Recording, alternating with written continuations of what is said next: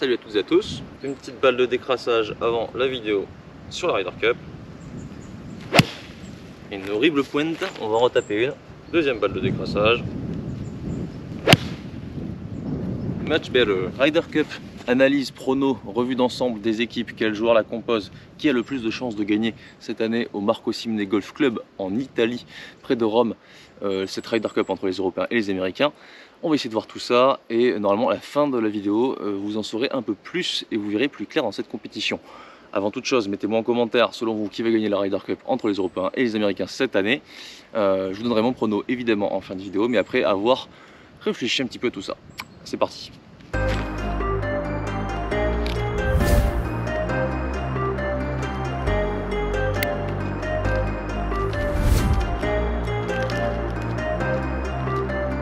Brian Little.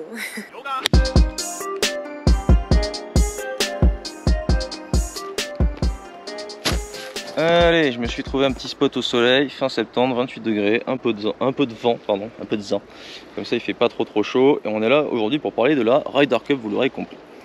Ryder Cup c'est quoi? C'est une, donc j'ai mon portable pour avoir les notes évidemment, pour être un peu plus concis, parce que sinon je sais que je vais partir à n'importe où. C'est une compétition biennale créée en 1927 à l'origine entre les États-Unis et l'Angleterre, qui ensuite a été transformée entre États-Unis contre Angleterre et aussi les îles anglophones, les îles britanniques pour être plus précis, qui ensuite a de nouveau changé en 1979 pour devenir États-Unis contre Europe, notamment avec Olazabal et Ballesteros qui ont été les premiers Européens qui ont permis de vraiment changer la donne, parce que jusque-là les Américains avaient une outrageuse domination contre les îles britanniques et les Anglais, et lorsque ça a été ouvert à l'Europe, évidemment certains joueurs que j'ai cités juste avant notamment ont pu permettre un renfort de cette équipe des îles britanniques afin de permettre à l'Europe de dominer l'ère moderne de la Ryder Cup. Et si on prend du coup cette ère moderne, on se rend compte qu'il y a 9 victoires américaines et 12 victoires européennes. Donc l'Europe, depuis l'arrivée des pays continentaux, domine un peu les États-Unis dans cette compétition. C'est toujours très serré, parfois il y a des branlées d'un côté ou de l'autre, mais globalement ça joue plutôt en faveur des Européens, bien que les Américains démarrent toujours cette compétition, et j'y reviendrai plus tard, en tant que favoris, puisqu'ils ont toujours les meilleurs joueurs. Si on prend les années, à partir des années 2000, c'est encore plus beau pour les Européens, puisqu'ils sont en faveur d'un 7 victoires contre 3 défaites, donc 7-3 pour les Européens, ce qui veut dire qu'ils dominent encore plus depuis le début du deuxième millénaire, et en revanche il y a 2-2 lors des 4 dernières confrontations, ce qui voudrait dire que peut-être qu'en ce moment est en train, il faut toujours prendre vraiment du recul sur une compétition pour se rendre compte on va dire des fluctuations.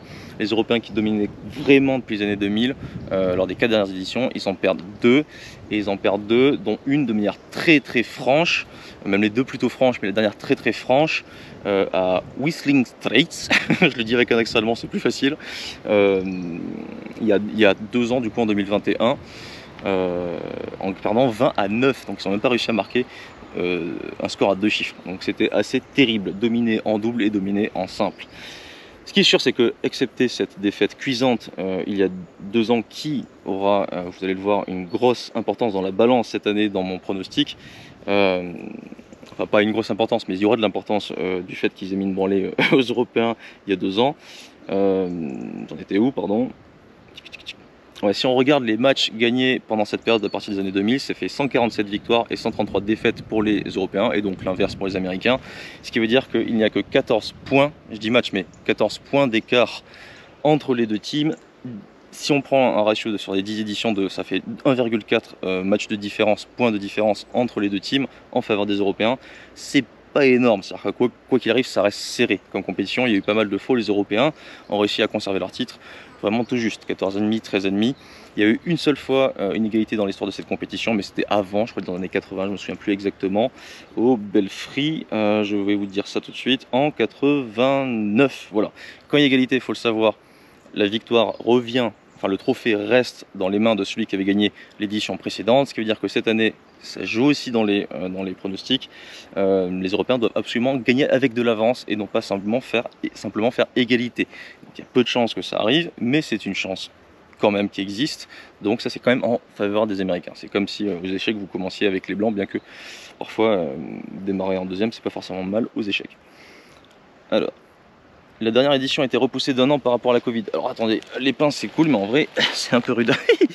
La dernière édition a été repoussée car effectivement à cause du Covid, en 2020 ça devait avoir lieu et 2022 pour Rome ça a été repoussé d'1 an. Donc Rome accueille cette année finalement la Ryder Cup. Bon, l'attente a été de 2 ans quoi qu'il arrive par rapport à la dernière édition. Donc là on repart dans un schéma on va dire classique. Ça avait déjà été repoussé en 2001 avec les attentats du 11 septembre d'ailleurs, se disant en passant. Les Américains donc sont tenants du titre, comme j'ai dit 19-9, pas 20-9, mais ils avaient eux-mêmes pris une branlée au golf national en 2018. En 2018, souvenez-vous à Paris, si vous jouiez déjà au golf, tous les golfeurs évidemment vous avez suivi cette compétition, les Européens ont vraiment dominé les Américains, pas outrageusement comme les Américains il y a 2 ans, mais globalement vraiment facilement, alors qu'ils avaient vraiment une équipe entre guillemets dite assez faible. Tout ça parce que le golf national, alors parce qu'ils avaient bien joué évidemment, mais aussi parce que le golf national, c'est vraiment ce qui avait été pointé du doigt, avait été bien préparé pour les Européens. Et ça, il faut le dire, ça fait 30 ans que les Américains n'ont pas gagné sur le sol européen, en partie parce que justement, au-delà du public aussi, et de l'envie de gagner chez soi devant son public, il y a aussi les terrains qui sont préparés par le camp qui reçoit la compétition. Autrement dit, les Européens vont plutôt faire un shaping de parcours qui sera avantageux pour ces joueurs par rapport aux Américains. Globalement au national, ils avaient laissé pousser les roughs, ils obligeaient les joueurs à toucher le fairway en priorité. Et dans l'équipe européenne, il y avait plus de bons strikers depuis les mises en jeu un peu moins puissants, donc plus de fairway, que les Américains qui avaient été un peu frustrés de devoir jouer des fers au départ, qui avaient sorti le driver et ça s'était pas forcément très bien passé pour eux sur les mises en jeu. Donc pas mal de trous perdus, on va dire, un peu à cause des mises en jeu au golf national. Je suis prêt à parier que ce sera la même chose au Marco Simone cette année, le golf sur lequel a lieu la compétition, puisque globalement les Européens sont historiquement des joueurs, on va dire, un peu moins puissants mais un peu plus précis, même si cette année, en se jetant un petit peu les équipes, on en parle après, justement je trouve que le ratio de joueurs précis, puissants est plutôt équilibré. Donc voilà, ça c'était pour faire une espèce de vue d'ensemble de la compétition. Donc j'ai dit, ça fait 30 ans que la Team US ne s'est pas imposée sur le sol européen, ça fait vraiment donc longtemps. On sait qu'historiquement les Américains ont du mal dans les doubles et réussissent mieux dans les simples. On va dire que c'est parce que l'entente est meilleure chez le côté européen. Disons que l'équipe européenne historiquement a réussi à créer plus facilement une bonne entente, une bonne alchimie entre les joueurs que les joueurs américains qui sont habitués à être un peu dans l'individualisme. Ça va aussi avec la manière de faire des Américains, on va dire ça comme ça, pour vraiment grossir les traits. C'est un peu cliché parce que dans la réalité des faits, et je vais y venir juste après, justement, peut-être que cette équipe américaine cette année sera bien plus dans la cohésion, ou plus facilement dans la cohésion que des années passées, on va dire. Ce qui est sûr, c'est que cette année, il y a des paires chez les Américains qui fonctionnent très bien. On va en parler aussi juste après. Globalement, ils sont favoris de cette compétition, comme toujours. Je ne vais pas dire archi favoris, ça risque d'être serré. Vous comprendrez mieux pourquoi après. Mais ils restent quand même favoris pour pas mal de choses, même si c'est sur le parcours de l'équipe européenne avec le public européen, ce qui rééquilibre beaucoup la balance. Les joueurs sont meilleurs, plus en forme. Ils ont cette égalité qui leur permettrait de garder le trophée qui est aussi en leur faveur. Voilà, mais ils ont aussi, comme les Européens, des joueurs en forme, des joueurs un peu moins en forme. On verra. Ce qui est sûr, c'est que la Ryder, on peut essayer de faire des pronos. Souvent, il se passe des trucs un peu difficiles à prévoir. Donc c'est ça qui rend les choses intéressantes, je trouve. Alors maintenant, nous allons faire petite revue des joueurs de chaque équipe. Donc on est parti pour la revue des deux équipes, pour que vous puissiez comprendre un petit peu qui compose ces équipes européennes et américaines cette année. Donc je vais vous parler un petit peu de leur classement mondial globalement, de leur nom et de leur classement mondial. Également du nombre de matchs qu'ils ont disputés en Ryder Cup et de leur âge. Globalement, voilà une petite revue de presse, pas revue de presse, revue détaillée de chaque joueur très rapidement. Donc McIlroy dans l'équipe européenne, numéro 2 mondial, Jon Rahm numéro 3, Viktor Hovland numéro 4, Fitzpatrick Matt numéro 8, Tyler Latton numéro 11, Tommy Fleetwood numéro 14, Sepp Straka numéro 22, Shane Lowry numéro 34, Justin Rose numéro 36, McIntyre numéro 55, Ludwig Aberg numéro 80, Nicolai Højgaard numéro 81. Si on prend leur âge, donc les rookies dans l'équipe européenne ont 22, 23, 27 et 30. Les rookies étant Sepp Straka, Robert McIntyre, Ludwig Aberg et Nicolai Højgaard. Si on prend le nombre de victoires cumulées sur les circuits professionnels de cette équipe européenne, on tombe sur 136 victoires professionnelles. Il faut détacher, on va dire, deux joueurs de cette équipe européenne en termes d'ancienneté. C'est McIlroy qui a fait 28 matchs en Ryder Cup et Justin Rose qui en a fait 23. Au total, ils ont 37 et 25 victoires pro. Jon Rahm est juste en dessous, 20 victoires pro, 8 matchs en Ryder. On va dire que c'est le troisième plus capé en Ryder Cup, mais globalement une équipe relativement jeune et dans l'air du temps, on va dire, sur le circuit européen, avec quand même, on va le souligner, 6 joueurs qui sont 6 joueurs qui se détachent et 6 joueurs qui se détachent par rapport au classement mondial. Si on prend les 6 meilleurs joueurs de l'équipe européenne et qu'on cumule leur classement, on arrive à 42. Si on cumule les 6 derniers joueurs de l'équipe européenne, on arrive à 308. Je vais vous parler de l'équipe américaine juste après, mais pour que vous ayez la comparaison, l'équipe américaine, les 6 premiers joueurs, ça fait 38, l'équipe européenne c'était 42, donc c'est à peu près équivalent. Les 6 meilleurs joueurs de l'équipe européenne et américaine sont équivalents en termes de classement mondial. Par contre, les 6 derniers, c'est 117, quand les Européens c'était 308. Donc on va dire que le banc le banc de l'équipe américaine est quand même assez conséquent, si on peut appeler ça un banc, parce que bon, ça ne veut pas dire parce qu'on est dernier joueur du champ qu'on va pas jouer tous les matchs parce qu'on est en forme. Donc si on prend le cumulé des victoires des Américains, 115, mais sur le PG Tour c'est un peu plus dur de gagner, donc cela dit c'est plutôt logique. Ce qui est intéressant de noter, c'est que chez les Américains on a 3 des 4 derniers vainqueurs de majeur, et chez les Européens on en a juste 1. Donc, et même si on prend les 6, je crois qu'il y en a 4 qui sont déjà dans l'équipe américaine. Donc en réalité les Américains ont aussi des joueurs plus en forme. Globalement vous allez le voir tout de suite. Scottie Scheffler numéro 1 mondial, ensuite il y a les 3 Européens que j'ai noté juste avant, donc McIlroy, Rahm et Hovland. Ensuite on passe à Cantlay numéro 5, Xander Schauffele numéro 6, Max Homa numéro 7, Brian Harman numéro 9, vainqueur du British Wyndham Clark numéro 10, vainqueur de l'US Open Jordan Spieth numéro 12, Brooks Koepka numéro 14, Collin Morikawa numéro 19, Sam Burns numéro 21, Ricky Fowler numéro 25 et Justin Thomas numéro 26 mondial. Donc là vous voyez que quand je vous dis les noms, peut-être qu'il y en a certains qui vous parlent un peu moins si vous n'avez pas suivi cette année, parce que Harman et Clark qui sont entre guillemets nouveaux venus, ils ont gagné chacun un majeur cette année qui les a propulsés dans l'équipe de Ryder Cup et qui les a fait grimper au classement mondial. Mais c'est un trompe-l'œil, pour moi ils ne valent pas nécessairement largement mieux que certains joueurs de l'équipe européenne qui sont un peu moins bien classés. Mais globalement, quand le moins bon joueur de votre équipe s'appelle Justin Thomas et qu'il est numéro 26 mondial, on va y revenir après, il n'est pas du tout en forme, et Ricky Fowler numéro 25 mondial qui lui pour le coup est plutôt en forme, ça a quand même de la gueule chez les Européens. Nicolas Hjortgaard, Ludwig Aberg, McIntyre, Johnson Rose on va mettre à côté, mais en gros ces 3 là, les 3 nouveaux là, c'est pas qui sont largement moins bons sur une compétition, c'est du golf, ils font du très haut niveau, et même peut-être que ça va être eux qui vont permettre à l'Europe de gagner si l'Europe gagne, mais globalement ils sont quand même encore dans leur carrière un temps en dessous que les joueurs que je vous ai cités, puisque Justin Thomas par exemple a déjà gagné des majeurs, etc. Donc globalement une équipe américaine très homogène, compacte, avec des joueurs solides qui se connaissent depuis des années sur le circuit, dont on a globalement quasiment tous entendu parler depuis plusieurs années, certains plus ou moins en forme. Évidemment il y a le numéro 1 mondial, Scottie Scheffler, donc ça c'est pas rien. Et au niveau des joueurs les plus capés donc dans cette équipe américaine, et ça c'est quand même assez intéressant, c'est qu'il n'y en a pas tant que ça. Donc c'est Jordan Spieth 18 matchs en Ryder, c'est-à-dire que Spieth avec 18 matchs c'est le joueur le plus capé, et pourtant Jordan Spieth n'a que 30 ans, donc c'est vous dire que ça reste une équipe quand même qui est globalement assez jeune. Les Mickelson, les Tiger Woods, etc. on les voit plus, c'est pas pour rien, il y a vraiment un changement générationnel, et limite les jeunes d'avant deviennent les vieux d'aujourd'hui, c'est logique, le temps passe, vous me direz. Donc McIlroy 34 ans est un des joueurs phares de l'équipe européenne, donc McIlroy devient vieux, c'est terrible pour moi aussi, vous en faites pas. Voilà, si on prend le total de l'âge moyen de toutes les équipes, on a 30 ans pour les Américains, 30,1 pour les Européens, ce qui veut dire que globalement ils sont pareils à ce niveau-là. En termes de donc les 2 joueurs les plus capés de la compétition sont donc McIlroy et Justin Rose. C'est intéressant de le noter. Tous les Poulter, Garcia, etc. avec le livre en fait, Dustin Johnson, tous ces mecs-là ont été quand même vachement écartés de l'idée de les mettre avec des wildcards dans le champ de joueurs, donc enfin, dans les équipes. Donc globalement voilà, changement de génération, donc on peut s'attendre à pas mal de choses. Justement dans ce changement de génération, je disais au début que l'équipe américaine avait du mal peut-être à s'entendre un petit peu. Cette équipe américaine pour moi elle a les 2 meilleurs doubles qu'on puisse avoir dans cette compétition, à savoir Cantlay, Schauffele qui s'entendent très bien et qui gagnent beaucoup de matchs, et Justin Thomas, Jordan Spieth. Bien que Justin Thomas ne soit pas en forme en ce moment, je pense malgré tout que pour la compétition, et plus là je crois qu'il revient légèrement en forme quand même ces derniers temps, pour cette compétition en match play, c'est typiquement le genre de truc pour un joueur qui fonctionne, on va dire la sensibilité et à l'affect, c'est le cas de Justin Thomas, ça se voit dans sa carrière en fait, il est vraiment dans l'émotion. Lui donner le droit de s'exprimer de nouveau sur la scène internationale à ce niveau-là peut faire un basculement de carrière dans le bon côté, dans le côté positif, du moins au moins sur cette semaine.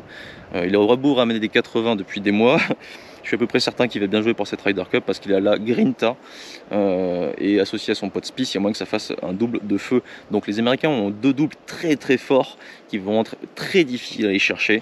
Et ensuite, il va falloir être fort sur la manière dont les Européens vont devoir mettre leur double en face pour contrer justement cette armada américaine qui risque d'être véritablement compliquée à battre cette année. Le public, heureusement, est en notre faveur et le parcours, comme je l'ai dit tout à l'heure. N'hésitez pas en commentaire à me dire d'ailleurs ce que vous pensez de tout ce que je dis. Arrêtez la vidéo, j'essaierai de mettre des cuts avec des passages des chapitres, mais n'hésitez pas à commenter pour me dire ce que vous pensez de tout ce que je dis, etc. À liker comme d'habitude, allez voir tout ce que je fais, mon site internet, ma newsletter, etc. J'espère que ce genre de contenu vous plaît. Petit like aussi. On va continuer maintenant, du coup on a fait la revue des deux équipes globalement. Donc on a 4 rookies dans chaque équipe, Højgaard, Aberg, McIntyre et Straka chez les Européens.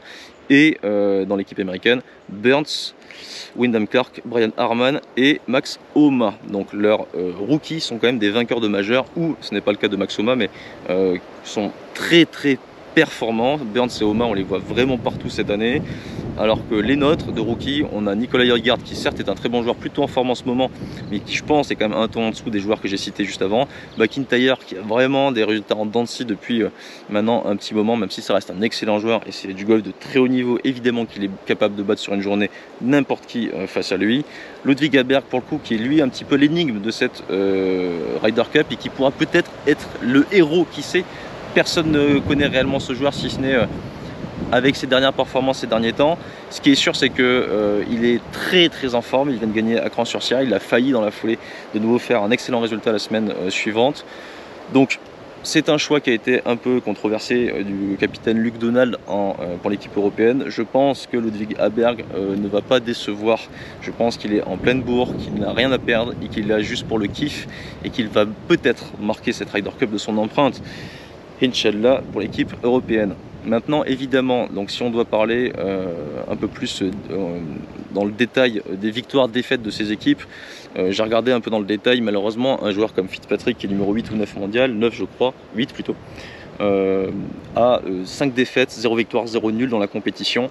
Donc il y a des joueurs comme ça où globalement l'équipe européenne a des joueurs qui historiquement ont moins bien marqué de points par rapport à l'équipe américaine. Si on regarde dans le détail, ça donne 49 victoires, 32 défaites et 19 matchs nuls pour l'équipe américaine. Et ça fait pardon, je dis n'importe quoi. Ça fait 34 victoires, 22 défaites, 13 nuls pour l'équipe américaine, contre 36 victoires, 38 défaites, 13 nuls pour l'équipe européenne. Ce qui veut dire en termes de ratio que l'équipe américaine a gagné, celle qui est en place cette année, 50% de ses matchs. On a perdu 32, on a égalisé 19, donc un bilan positif. L'équipe américaine en place, l'équipe européenne en place a gagné 41% de ses matchs, perdu 44 et partagé 15, ce qui veut dire qu'ils ont un bilan négatif en Ryder Cup. Ce qui explique ça, c'est aussi que la dernière édition, ils ont pris une branlée et que les joueurs de la dernière édition de l'équipe américaine sont de nouveau là, comme Schauffele, etc. Donc ceci explique cela. Donc il ne faut pas forcément trop se fier à ça, mais quand même un petit peu, ça veut quand même dire que ces joueurs ont, encore une fois, le statut de favori selon moi. Mais vu qu'il y a des nouveaux, ça change tout le temps. En Ryder Cup, je vous ai dit, c'est très compliqué. Si on prend les points positifs et négatifs de cette Ryder Cup, je vais bouger avec le vent là, ça craint. Alors après avoir fait cette revue d'ensemble des joueurs des deux équipes avec, on va dire, quelques petites stats à côté intéressantes par rapport à leur âge, leur nombre de victoires, etc. On va faire attention aussi maintenant, on va essayer de scinder ce qui est positif et négatif dans les deux équipes par rapport à une potentielle victoire. Donc chez les Européens, j'ai marqué en positif 3 joueurs très en forme cette année, numéro 2, 3, 4 mondial. Je vais bien entendu parler de Rahm, McIlroy et Hovland, plutôt McIlroy en premier, Rahm en second et Hovland en troisième. Quoique Hovland devrait peut-être être mis en premier dans cet ordre depuis quelques temps. Ce qui est sûr, c'est qu'ils font partie des 4 meilleurs joueurs du monde qui se détachent pas mal du reste, avec Scotty Scheffler numéro 1. Et je dirais pas que Scheffler est largement au-dessus de Rahm. Enfin, ça dépend des périodes tout simplement. En fait, c'est une question d'état de forme. Rahm est par exemple un chouïa moins performant ces derniers temps, mais qu'il McIlroy un peu en dents de scie, et Hovland pour le coup est en pleine bourre, pendant que Scheffler lui est très constant dans le très haut niveau. Donc je me fais pas trop de soucis pour lui. Ce qui est sûr, c'est que c'est les numéros 2, 3, 4 mondiaux derrière Scheffler et qu'il va falloir s'en servir, parce que si on les met avec d'autres joueurs, ça fera forcément des doubles qui seront forts, parce qu'il y aura un des meilleurs joueurs du monde dans chacun de ces doubles. À voir si on les associe aussi, ça pourrait être une possibilité pour ramener des points à coup sûr quasiment, mais ça pourrait aussi capoter et du coup enlever des chances, donc je pense pas que ça se fera. Généralement on met toujours un joueur en forme avec un joueur, on va dire globalement censé être moins bon mais peut-être en forme, enfin vous voyez ce que je veux dire, quand on met pas les meilleurs avec les meilleurs et les moins bons avec les moins bons, généralement que c'est pas comme ça que ça se passe dans les pairs.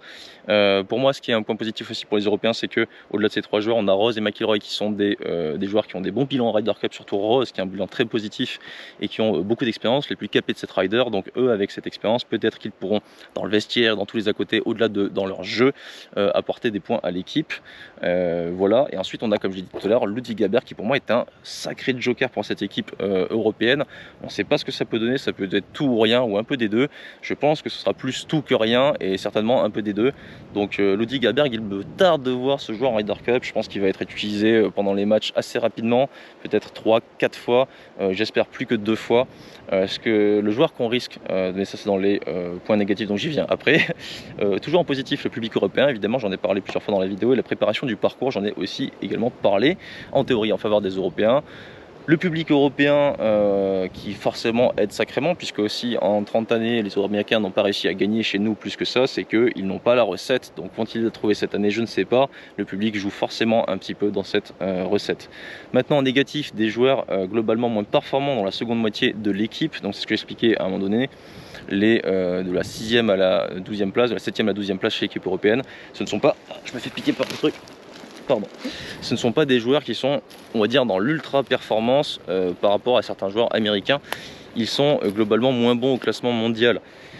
Donc ils sont un ton en dessous par rapport à, on va dire, un moment où tu te trouves dans ta carrière. Donc par rapport à ces joueurs-là, et je pense surtout à McIntyre et Højgaard, c'est pas que je leur fais pas confiance, encore une fois, ça peut être les héros de cette Ryder parce qu'ils ont envie de prouver, mais globalement, si on fait 100 matchs contre, je sais pas, McIntyre pardon, contre Sam Burns, qui est à peu près l'équivalent dans l'équipe américaine, en termes de classement, je pense que Sam Burns va gagner plus souvent que McIntyre. Maintenant c'est du match play, il se passe plein de choses, on est en Europe comme je dis, etc. Mais voilà, globalement encore une fois, les Américains ont un peu d'avantage par rapport, on va dire, à la profondeur de banc, ce qui a toujours été le cas. Maintenant aussi McIntyre, justement, désolé je reparle de lui, mais il rate le code de l'Open de France assez salement, il fait des perfs on va dire pas forcément très constantes, plutôt solide évidemment, c'est un bon joueur, mais encore une fois par rapport aux autres, si on se compare, parce que je suis obligé de parler de la totalité de cette compétition, c'est-à-dire la difficulté de cette compétition pour la gagner, c'est le top mondial face à lui. Je pense qu'il est capable, c'est du match play, mais globalement il risque de sortir seulement 2 fois cette semaine, sauf si pendant les parties d'entraînement il prouve que, et si pendant, imaginons qu'il sorte le premier jour, ce qui m'étonnerait, il gagne son match et ainsi peut-être qu'on le verrait 3 fois. Mais il y a des chances que McIntyre fasse partie des joueurs qu'on ne voit pas lors de cette première journée de Ryder Cup. Sauf comme si j'ai dit, si les recos se passent bien. D'ailleurs c'est un tournoi qu'il a bien réussi sur le circuit européen. Normalement il aime bien ce parcours-là. Sauf cette année, je crois qu'il a encore raté. Mais bon, bref, il s'est qualifié de justesse. Hein, donc c'est comme s'il y avait eu Victor Pérez par exemple. S'il y avait eu Victor Pérez, j'aurais pas été ultra chaud sur les pronos par rapport à ces matchs. Et encore, j'aurais pu rajouter qu'en match play c'est un putain de joueur, et donc du coup j'aurais été même plus positif avec un Victor Pérez qu'un McIntyre. C'est vous dire.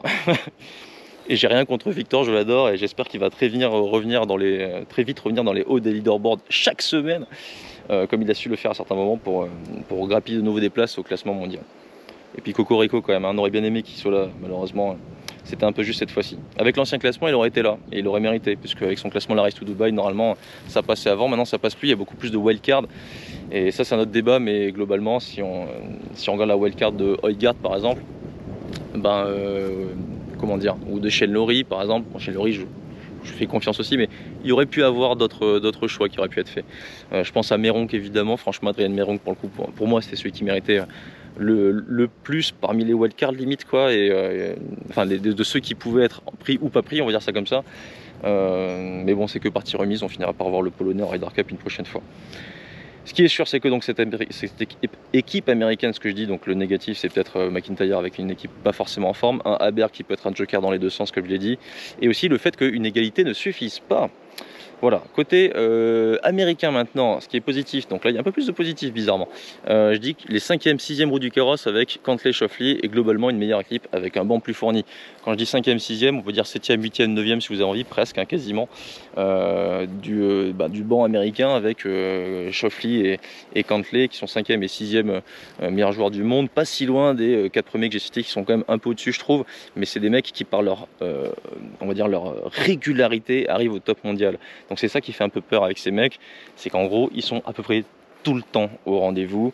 Ça veut pas dire qu'ils gagnent tout le temps, ils gagnent de temps en temps à force d'être tout le temps au rendez-vous, mais c'est des mecs, ils sont solides de chez solide quoi. Donc ceux-là ils vont être un petit peu chauds à aller chercher, et pour moi ils valent aussi bien presque que les trois meilleurs de l'équipe européenne. Donc globalement, voilà, côté positif américain, c'est que ils ont un banc plus fourni, ils ont après ces 6 joueurs là des joueurs qui sont encore très solides, Justin Thomas, Ricky Fowler, enfin c'est quand même assez Kopka, enfin Kopka je ne vais même pas dans les 6 premiers de l'équipe américaine, alors que voilà quoi, enfin c'est Kopka. Donc côté positif aussi, au-delà du fait qu'ils pourront faire tourner un petit peu plus facilement l'équipe pour qu'ils puissent se reposer plus peut-être, il y a des paires qui sont connus, j'en ai parlé à un moment donné avec Spieth Thomas chez Flair Cantlay, qui devrait quand même aider à avoir déjà une base solide pour démarrer les parties d'entraînement et les doubles en sachant vraiment un peu plus sereinement ce qui devrait se passer en les mettant ensemble, parce que ce qui se passe c'est qu'en match play il faut une bonne entente en double, et ce qui a fait défaut aux Américains justement pendant longtemps, c'est d'avoir associé des paires qui ne s'entendaient pas nécessairement très bien. Ça a été le cas de Tiger Woods et Mickelson qui avait été un flop complet, ce qui en fait est totalement logique parce qu'on en parle de sport d'équipe et pas de sport individuel. Donc deux individualités ça marche jamais très bien. Tiger Woods n'a jamais eu un très bon ratio Ryder Cup, c'est pas pour rien.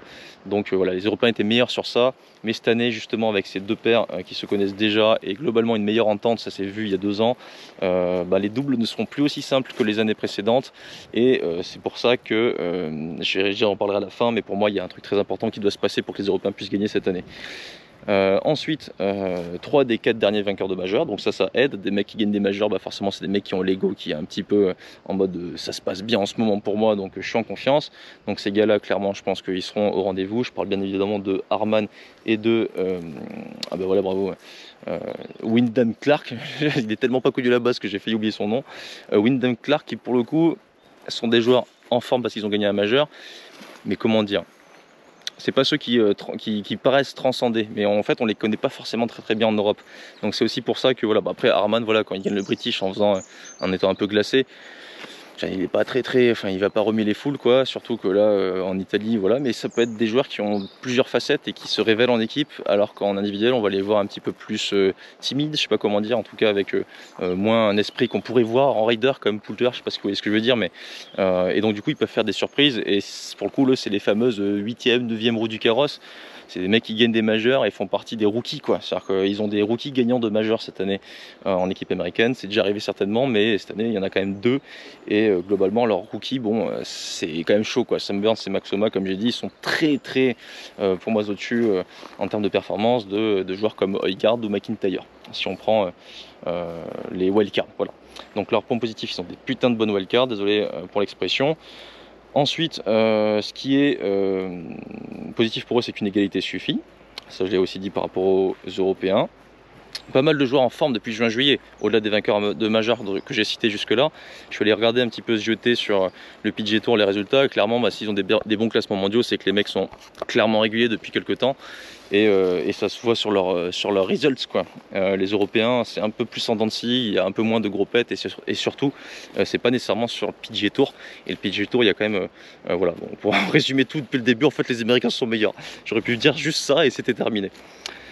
Ensuite en négatif, je dirais que Justin Thomas et Morikawa globalement hors de forme. Alors toute proportion gardée, hors de forme par rapport à leur standard. Maintenant c'est encore des joueurs top mondial. Justin Thomas, je suis pas sûr qu'en ce moment il joue comme un 26e mondial. Peut-être, mais je suis pas sûr que Ludwig Aberg joue pas beaucoup mieux que Justin Thomas en ce moment, et peut-être même que Morikawa qui revient un peu bien, mais qui a eu vraiment une période difficile. Donc voilà, c'est 2 joueurs, comme je l'ai dit, qui sont pas forcément très en forme. On va voir peut-être qu'en match play, en double, ils trouveront des bonnes paires pour réussir à se mettre en confiance, et peut-être que c'est eux qui vont faire le game changer de chaque rider, parce que quand vous êtes censé être favori, vous avez peut-être plus de poids sur les épaules, et du coup quand vous arrivez derrière parce qu'on vous attend pas, c'est peut-être plus facile. Tellement de choses qui rentrent en ligne de compte, ça dépend vraiment des joueurs et de leur mindset. De leur mindset, je vais y arriver. Mon prono, alors du coup je vois difficilement les Européens s'imposer facilement, comme les dernières venues en Europe, mais je vois difficilement les Américains gagner facilement, parce que c'est en Europe. Ce que je veux dire par là, c'est que j'imagine que la Ryder Cup cette année sera plus serrée que la dernière édition, et même les dernières éditions, bien que tout puisse arriver, évidemment, vous le savez. Je vois les Américains quand même favoris, on va dire à 55-45. J'aurais mis un 60-40 si ça avait été, on va dire, pas en Europe, j'aurais peut-être mis même 65-35 si ça avait été aux États-Unis. Là, vu que c'est en Europe, j'hésite entre 55-45 et 60-40, j'irais peut-être que je vais monter à 57 pour voilà quoi, mais globalement, voilà, je vois les Américains légers favoris, à favoris modérés, parce que j'imagine qu'ils ont plus de chemin vers la victoire. Je vais dire 55-45, parce que juste le fait qu'il n'y ait pas eu de victoire américaine depuis 30 ans en Europe, ça veut quand même dire quelque chose. Et je pense que beaucoup vont me dire que pourquoi tu vois pas les Européens favoris, etc. Désolé, je suis obligé de faire ça d'une manière très froide. Si vous me demandez qui va gagner de cœur, je vais dire les Européens. Si vous me demandez qui va gagner d'une manière, on va dire, réfléchie, après avoir regardé tout ce que j'ai regardé, j'aurais tendance à dire que c'est vraiment encore très proche, avec une petite faveur pour les Américains. Et certainement, et j'espère que je me trompe, mais bon, en tout cas c'est ce que je pense. Dites-moi vous ce que vous pensez.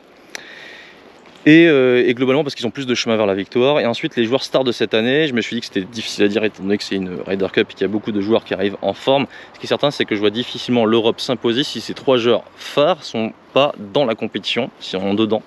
En revanche, je veux bien les US à gagner malgré une méforme de Scheffler ou Schauffele par exemple. Ce que je vais m'expliquer, donc ce que j'explique là, c'est tout simplement que pour moi il y a plus de chances que du côté américain, certains joueurs pas phares comme les Burns, etc. Puissent briller que du côté européen. Et du coup j'ai la sensation que si les meilleurs joueurs européens ne brillent pas, ça risque d'être très compliqué pour eux. Peut-être que je me trompe et que les moins bons joueurs vont briller, les meilleurs vont pas briller, ça va être serré, mais j'aurais tendance à dire que quand même cette Ryder Cup va vachement être sur les épaules de McIlroy, Rahm et Hovland, ne serait-ce que pour les doubles, parce que et donc du coup sur Luke Donald aussi qui va devoir trouver des bonnes paires pour réussir à faire les choses, on va dire que les choses tournent bien pour l'Europe. Mais si McIlroy dans une mauvaise semaine, que Rahm est dans une mauvaise semaine, que Hovland est un peu moyen et qu'il n'arrive pas à ramener les points, ça peut commencer à devenir compliqué dès les doubles. Donc voilà, j'ai tendance à dire que voilà pourquoi je dis les Américains favoris. Encore une fois, dites-moi ce que vous en pensez en commentaire. Bon, c'est la fin de cette vidéo, enfin vous me direz. Pour ceux qui l'ont suivi jusqu'au bout, franchement bravo, c'est cool, je vous remercie. Dites-moi en commentaire vos pronos et vos préférences. Moi ma préférence, je vous le dis, c'est que l'Europe s'impose, mais avec une petite marge. Comme ça ce sera serré et la victoire n'en sera que plus belle, avec si possible tous les Européens qui auront contribué à la victoire avec au moins un demi-point ou un point et qui auront contribué donc du coup à la réussite de l'Europe. Voilà. Mais dites-moi en commentaire ce que vous pensez en termes pour vos pronos et vos préférences. Dites-vous aussi que ce que je dis, ce n'est que spéculation, c'est quelque chose qui sort de mon esprit après avoir regardé vite fait pendant 2-3 heures quand même ce matin, un petit peu l'historique de la compétition et essayer d'analyser avec mes connaissances tout ça. Ce qui est sûr, c'est que j'espère que ça vous a plu, que ça vous a appris des choses. Si vous n'êtes pas encore abonné à ma chaîne, sachez que je fais plein d'autres choses, des vlogs, etc. N'hésitez pas à les voir si vous n'avez pas déjà vu et que vous tombez sur la chaîne pour la première fois. Pour tous ceux qui m'auront écouté jusqu'au bout, si vous avez écouté jusqu'au bout, forcément, il faut mettre le petit like, vous le savez. Et je vous dis à très vite et bonne Ryder Cup à tous. On se retrouve après la Ryder pour en rediscuter. Salut. Et bon, je peux taper des balles maintenant. Enfin.